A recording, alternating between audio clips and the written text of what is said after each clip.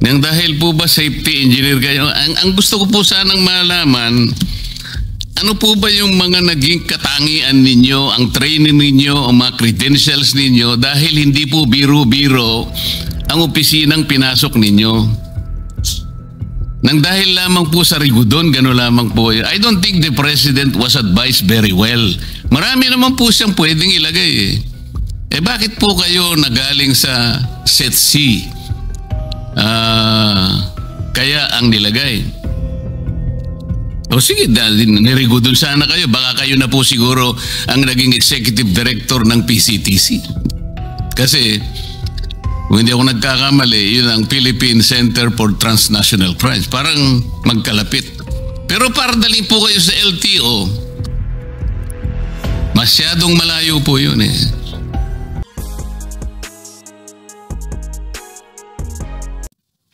To the head of the LTO, the budget that they required to execute the programs for 2026. The concern is, kung wala naman po kayong training sa gagawin ninyo,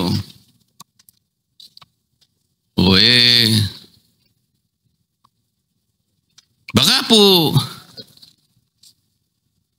may papangako po ba ninyo na ang budget na ibibigay sa inyo ay talagang magagastos doon sa kanyang dapat nakapuntahan, considering na hindi naman po kayo talaga nakaakma doon sa posisyon na dapat sana ay naibigay doon sa talagang karapat-dapat.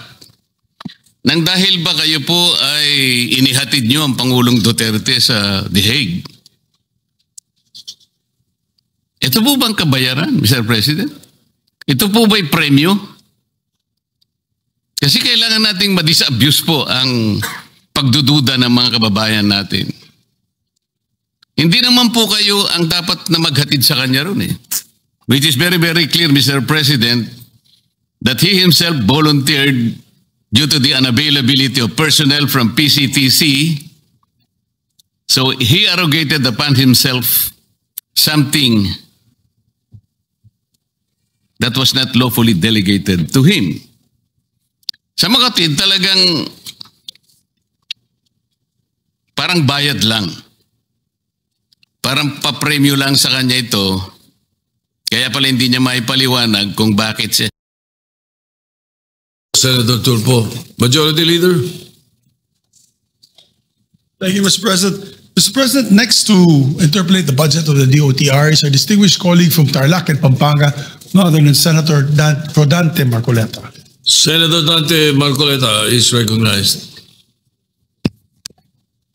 Thank you, Mr. President. Mr. President, the head of the LTO was recently replaced by a new one. May I know the name of the current head of the LTO, Mr. President? Assistant Secretary Marcus Lacanilao, Your Honor. It's the new head of the LTO. May we know, Mr. President, if the current LTO head has been trained in the transportation sector to merit replacement of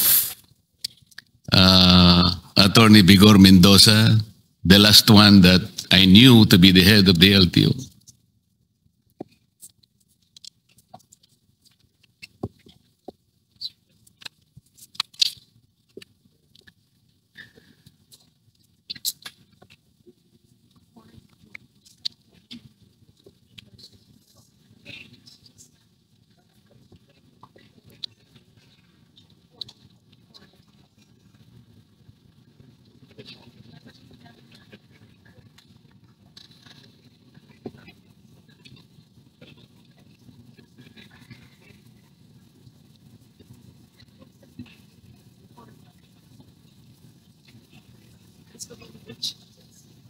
Your Honor, Mr. President, he is beside me right now. He said that he has been active in the motoring sector and at one time part of an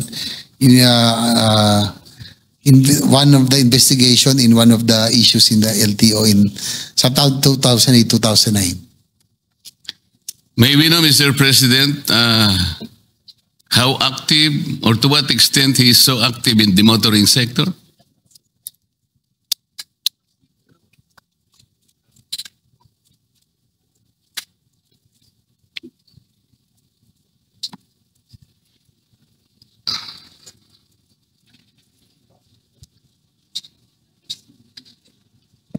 Your Honor, Mr. President, according to the LTO head, he was active in the motorsports before, car racing and motorcycle racing, Your Honor, Mr. President. Mr. President, pagka ikaw ba ay nasa car racing or anumang klaseng racing yan o horse racing halimbawa, does that qualify you automatically as head of the LTO? Alam po ninyo, Mr. President, doon lamang po sa mga core functions ng LTO, to name a few, issuance of licenses and permits, motor vehicle registration, enforcement of LTO laws, adjudication of traffic cases, collection of revenues for the government. Nandiyan pa yung napakarami po. Why do you think he merited to be the head of the LTO by being a car racer, Mr. President?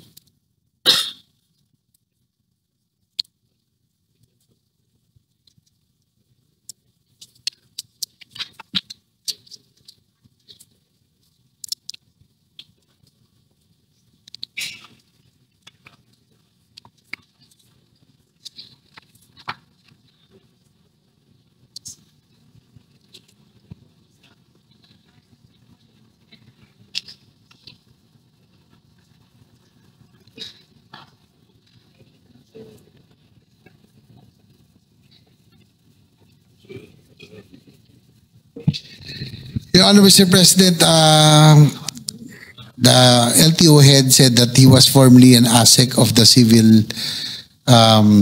civil defense and also was involved in yung pong kanilang family was part of had a bus company, and yung his previous jobs, he said that he was really active in the motoring industry and also importation of cars. So more or less yun po yung kanyang knowledge po about itong mga vehicles and all, Mr. President. I can sense the difficulty, Mr. President, in trying to show some credentials to relate himself to the transportation sector. O dahil ba you own a bus company, for example? O nasama ka sa mga car enthusiasts? O nakapanood ka ng pelikula about the vehicles? Kasi po ang pinag-uusapan natin, Mr. President, napakalaki po ng problema ng ating transportation industry. Hanggang ngayon po, without belittling the efforts of the previous occupants of that office, Mr. President, hanggang ngayon po talaga, pagka po pinag-usapan ng EDSA lang po. Sasakit na po lahat ang ulo natin. Pagkatapos, ngayon po, meron na namang mag-head. Hindi ko nga po alam kung bakit tinanggal yung dati. Bakit po ba tinanggal yung dati, Mr. President?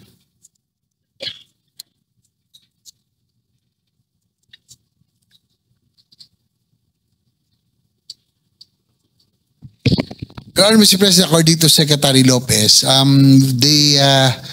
they bow down to the wisdom of the President. There was sort of a rigodon within the DOTR family, yung pong LTO head dati. Si Attorney Vigor Mendoza is now with the LTFRB. Si current LTO Director Lacanilao came from the Office of LT Cooperative Office of Transportation. Si Guadis napunta po sa Office of Transportation Cooperatives. Dati po si Director Lacanilao po yung nanggaling doon. So, ay di ba? Si Director Lacanilao sa naman po galing. Ay sorry, ambassador pala siya ng transnational crime pala. Ito si Marcos Lacanilao, Your Honor, the current head of LTO. So, it was the decision of the President, prerogative of the President na nagkaroon po ng rigo doon po sa DOTR attached agency, Your Honor. Mr. President, siguro po hindi na-advise na mabuti ang Presidente kasi kung galing pala siya sa transnational crimes, ano naman pong connection no sa transportation? Ang alam ko po, the present occupant of that office is Special Envoy for Transnational Crimes. Tama po yun? SETC. Tama po. Kayo po yata yung naghatid sa dating Pangulo nung siya po ay nasa Villamor Air Base. Kayong sumama para sa dalhin sa The Hague. Tama po? Tama po, Your Honor. O yun lamang po siguro yung transport-related activity na pwede nating isangkot sa inyo. Other than that, wala. At ang mahirap pa po, Mr. President, hindi naman kotse ang ginamit mo, aeroplano ang ginamit mo, so hindi ka rin dapat sana ron eh. Kung tricycle ang ginamit mo para dalhin mo si dating Pangulong Duterte sa The Hague, mula nung March hanggang ngayon, baka hindi ka pa nakarating. Sa layo nun. So wala din eh. Mr. President, ako po nangangamba lang sapagkat napakalaki ng problema ng transport sector natin. Licensing na licensing lang. Yung pag-i-issue lang ng plate ng mga sasakyan. Registration. Enforcement ng ating LTO laws. Paano niyo po i-undertake ang napakarami pong sagutin na ito? Wala naman po kayong training. Ano po ba yung academic discipline ng ating bagong ASEC ng LTO, Mr. President?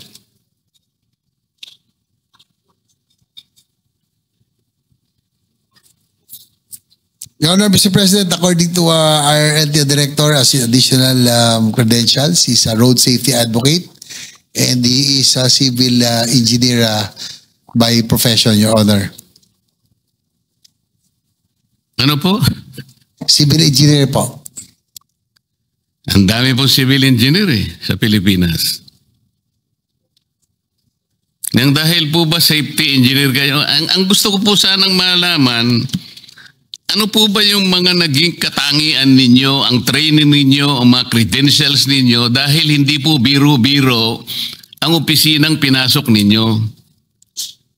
Nang dahil lamang po sa rigudon, gano'n lamang po. I don't think the President was advised very well. Marami naman po siyang pwedeng ilagay bakit po kayo nagaling sa SETC? Kaya ang nilagay. O sige, nirigudon sana kayo. Baka kayo na po siguro ang naging executive director ng PCTC. Kasi, kung hindi ako nagkakamali, yun ang Philippine Center for Transnational Crimes. Parang magkalapit. Pero para dalhin po kayo sa LTO, masyadong malayo po yun Is my observation valid, Mr. President? Your Honor, Mr. President, according to Secretary Lopez, we just defer to the wisdom of the appointing authority, Your Honor. So, hindi rin naman daw nila, they were also caught by surprise daw nung nagkaroon po ng rigo doon. So, they just have to follow orders, Your Honor, Mr. President. I will not question the wisdom of the appointing authority, Mr. President. I never will. Only the President can appoint anybody, nobody else. Ang problema lang, baka hindi siya in-advise ang mabuti.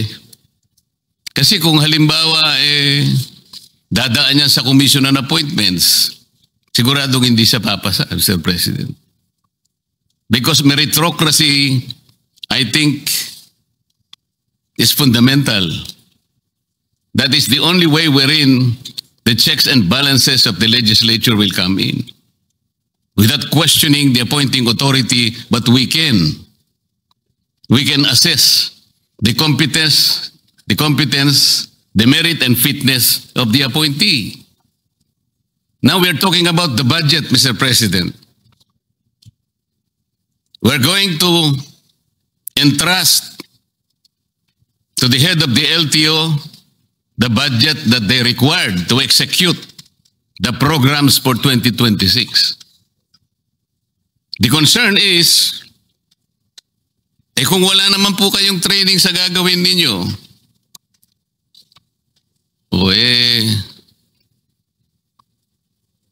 baka po, may papangako po ba ninyo na ang budget na ibibigay sa inyo ay talagang magagastos doon sa kanyang dapat nakapuntahan, considering na hindi naman po kayo talaga nakaakma doon sa posisyon na dapat sana ay naibigay doon sa talagang karapat-dapat, Mr. President? Well, Your Honor, Mr. President, according to Secretary Lopez, since the LTO will be directly under the OSEC, they will really monitor and make sure that they will function and the reforms that need to be instituted will be done. So yan po ang commitment ng Secretary Lopez natin. In fact, meron nga akong ditong side eh. Meron din pong appointee ron na hindi ako pabor eh. No, na political appointee.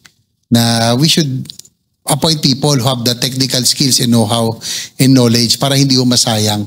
Not political appointees. I'm talking about the PNR chairman who was recently appointed. Sayang po ang ating pong PNR. Yan po ang advocacy natin, railway system. Nag-appoint po ng isang dati naming konsihal na who had a lackluster record kahit bilang konsihal. Kaya nga, minsan nasasayang, minsan nakakapagtaka rin. Ako rin, Mr. Chair, nagtataka rin ho ako minsan. Nangihinayang po ako sa posisyon. We should be appointing people who have that capability and knowledge in position para hindi ho nasasayang. Salamat po sa sagot. Ako naniniwala talaga ako na yung meritocracy, yung merit po talaga, importante rin yun. Halimbawa po ako, na-appoint ako na secretary ng DOH. Hindi ko po tatanggapin eh, dahil hindi naman ako doktor eh. Kung magicero po siguro, tatanggapin ko. Magic lang naman yun eh. Ang ibig ko po sabihin, Mr. President, nang dahil ba kayo po ay inihatid nyo ang Pangulong Duterte sa The Hague? Ito po bang kabayaran, Mr. President? Ito po ba'y premyo? Kasi kailangan nating ma-disabuse po ang pagdududa ng mga kababayan natin. Hindi naman po kayo ang dapat na maghatid sa kanya ron eh. Tama po, Mr. President?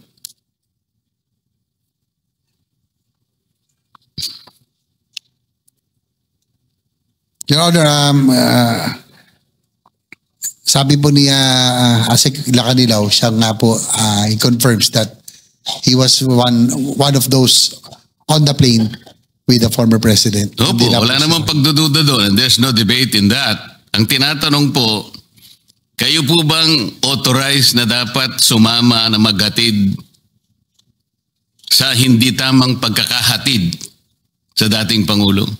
Under what authority did you accompany the former president to The Hague, Netherlands? According to kanina lang, being with the OSCE, they are on top of the Interpol po. Kaya po sila po kasama. Kaya what po do you mean they are on top of the Interpol, Mr. President?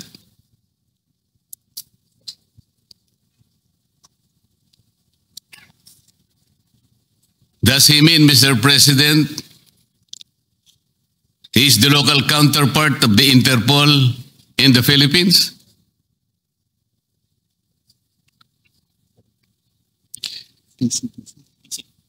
Yung pong PCTC daw po is that's Interpol NCB Manila. Yun nga po. Yan po. The PCTC is the Philippine Center for Transnational Crimes. Opo. Kaya hindi po totoo na sinasabi niya na he is on top of transnational crimes. Kayo po ay special envoy, but the local counterpart of the Interpol is the PCTC. It should have been the executive director of the PCTC who should have accompanied the former president, even if we assume that that was regular.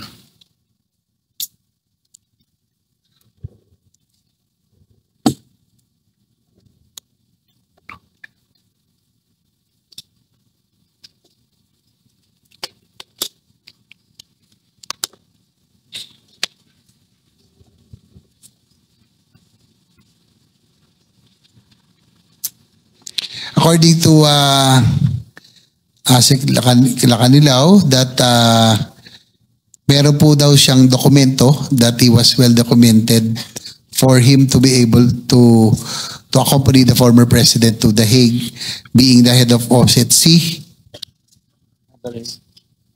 PCTC is the operational arm. Tapos yung PCTC po is the operational arm under OSCE, Your Honor, Mr. President. So yun po yung kanyang personality or credentials for being the former president. Can you give us a copy of that document, Mr. President? According to Kanilaw, it's with the Office of the President, Your Honor. Ano po? Nasa OP daw, sa Office of the President. Or the Office of the Executive Secretary. Can you get about that? He will try to request for a copy, Your Honor. What does the document say, Mr. President?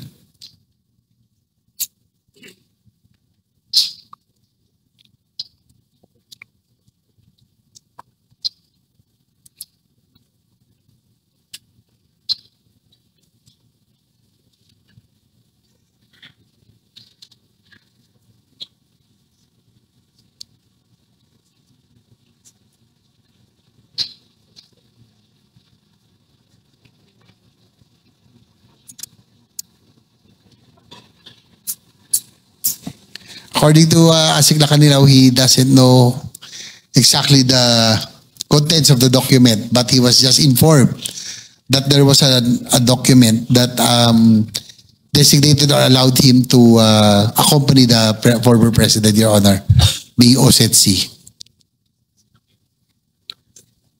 Why do you think, Mr. President, I should believe that statement?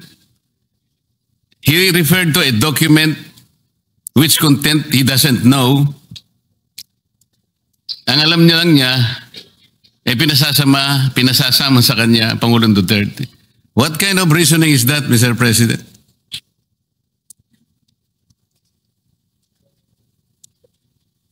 Sabihin niyo na yung totoo para matapos na ako kasi sandali lang naman sana ako eh. Kung hindi lang paligoy-ligoy kayo, tapos na ako eh.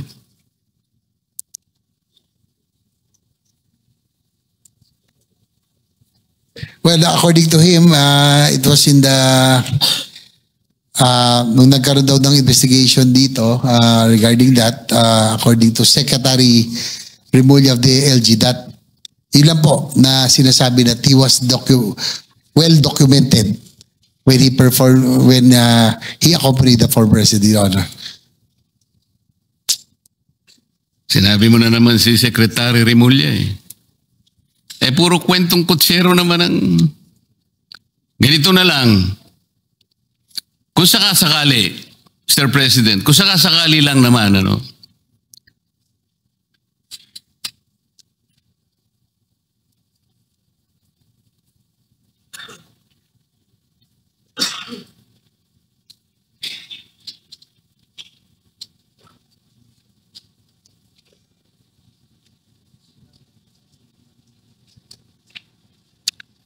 ito po kasi, tama naman yung aking suspecha, Mr. President. There was already an admission on the part of Ambassador Lacanilao then nung nag-hearing ang isang committee in the Senate on the arrest of FPRRD, na nag-volunteer ka lang eh. because there is no available official of PCTC o walang personnel, kaya ikaw ang nag-volunteer. There is a transcript to this effect that you just volunteered. So there is no document.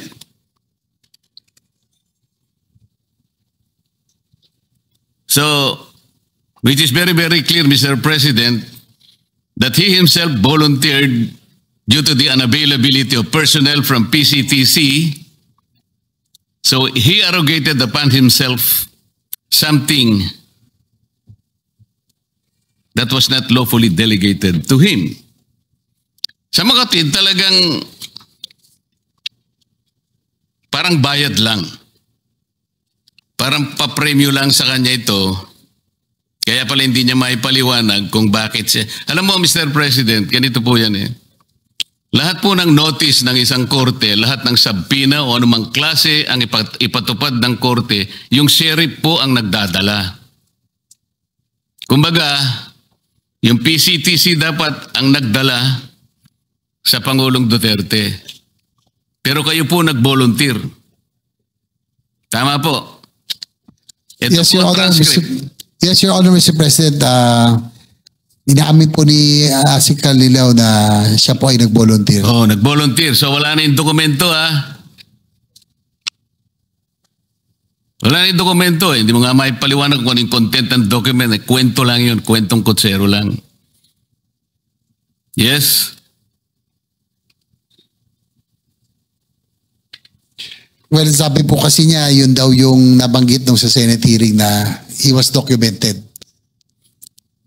You were documented as what? Kanina dokumento yung sinasabi mo, ngayon ikaw na ang dokumento. Ano ba yun?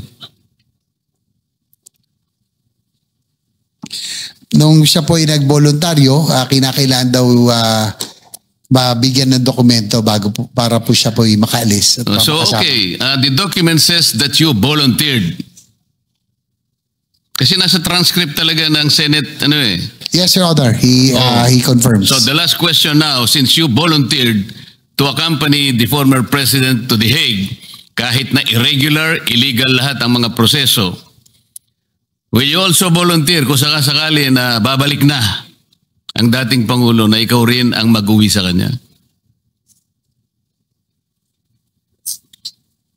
He says that if there is an order for him to do so, he will volunteer to bring Paano him back. magiging voluntary yung kung ordering ka pa?